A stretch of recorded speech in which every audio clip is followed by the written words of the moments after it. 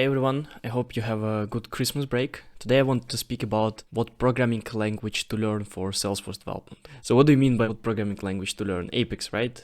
Because we are using Apex and JavaScript for LWC. That's not completely correct. So learning Apex, it has own problems. And the biggest problem is that there's literally not enough material for people who just start out with programming. So for example, to learn what is a variable in Apex, you can find literally like 3 articles on the whole internet about that. What I suggest is that you don't actually limit yourself for learning just Apex. You can learn one of these 4 languages depending on what is your situation, where you are currently, how much time you want to invest and how good you want to get. I recommend those 4 languages. Apex, of course, because it's still an option, because that's where we all want to end up at the end.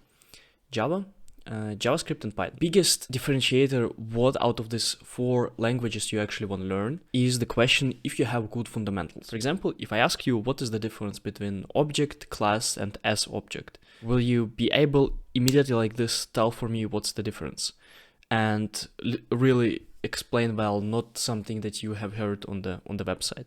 Or can you write, for example, a sum function without any helps? If I list all of these things and you immediately have an answer how to do that, and you're like, yeah, that's easy, it means you have good fundamentals. If no, it means that you need to get those fundamentals.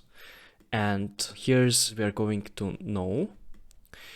And so I'm gonna show here whole like map what to do in which cases. So then there's a question, do you have any previous skills? Like, are you already good at design, for example? Or maybe you already know HTML and CSS because you construct some templates and some emails. Or maybe you already do have some fundamental knowledge, it's just that you failed this check and you think that you still want to get much better in fundamentals before you actually start with it. So if you don't have any of the skills, then the question is, what do you actually want to do while you're learning this? So this is, you see, this is the path of you have 0 skills, you don't know what you want to do, and there's no transferable skills from before. If that's the case, then you will need to answer the question, what do you want to do while you're learning development? Because learning development, learning how to code, it's going to take quite a lot of time. And you will need to find a way to make this time a little bit more pleasant, because it's kind of hard to learn it, and you need to make it at least a little bit fun. So if, for example, you've been dreaming all the time for making some design work, or really care when something looks good, then you probably shouldn't start with Python. You probably should start with something that is where you can practice also those skills, like JavaScript, for example. What do you want to do while you're learning? If you still don't know, learn Python. That's my suggestion. So if you don't know, learn Python. If you want something that has to do something with any type of design, or you care about things looking good, I would suggest you learn JavaScript, because JavaScript is really connected to the front end.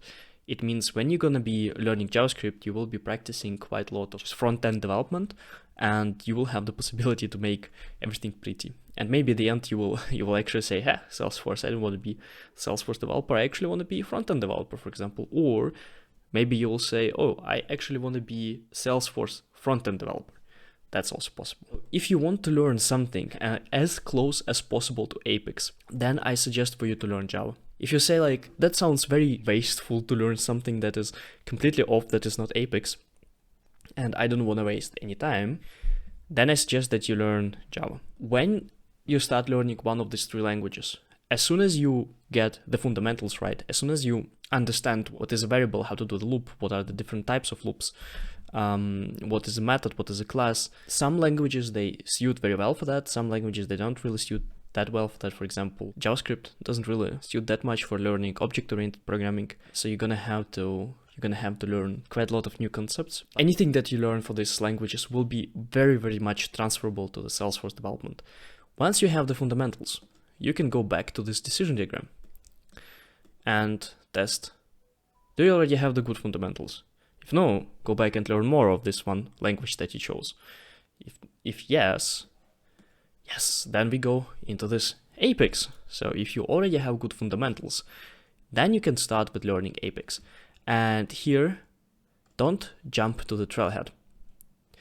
First, do this for websites. And you can actually finish all of them in, let's say, a week or maybe 2. I have here 2 different types of websites.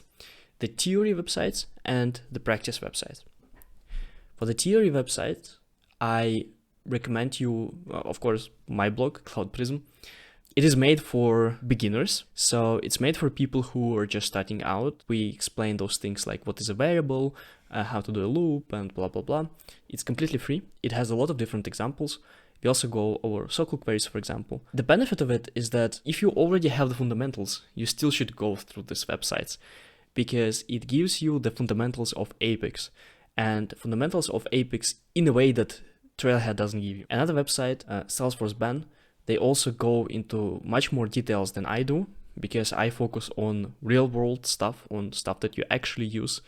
Salesforce Band focus just on everything, so they're much more detailed. They're not free though, so if you're in broke mode as a student, for example, then it's not very suitable.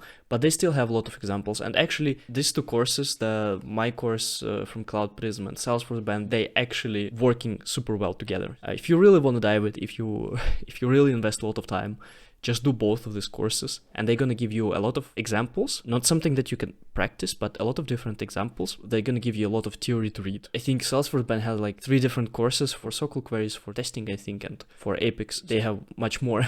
And another set of websites are these practice websites. So these are websites where you write something on the website, click on checking, and then it automatically getting checked. It doesn't really have any theory or explanation, or it doesn't actively teach you anything, but it gives you a lot of different practice that you can go through. And it also quite for beginners, so there's no super advanced stuff there. I recommend you to solve both of them. So Camp Apex, I think, is a little bit easier and shorter to solve. Apex Sandbox is much harder, especially as you go towards the end with algorithms and all of that. I recommend you solving the whole Camp Apex and at least the easiest part of the Apex Sandbox. That's going to give you a lot of different practice that you need. And once you have it, you can go to actually much more advanced topics on Trailhead. And you can start with all the developer trails, because at this point you will have the most important part. You will have the fundamentals of Salesforce development in general. And this is what will allow you to start with the Trailhead. So don't start with the Trailhead immediately. Focus first on those things and then do the Trailhead. Let me know what questions do you have in the comments. Let me know what do you think about this diagram. Quite happy to share it, and I'm quite curious what do you think about this approach. This is the way I've been approaching it for quite a long time. I see it works. So I've been teaching Salesforce development for around 2 years now. I see the people who invest into fundamentals, they get this time back by moving much quicker later. If you try to jump through these steps, chances are you will feel like you're missing out a lot of things. So let me know what you think, and see you in the next one.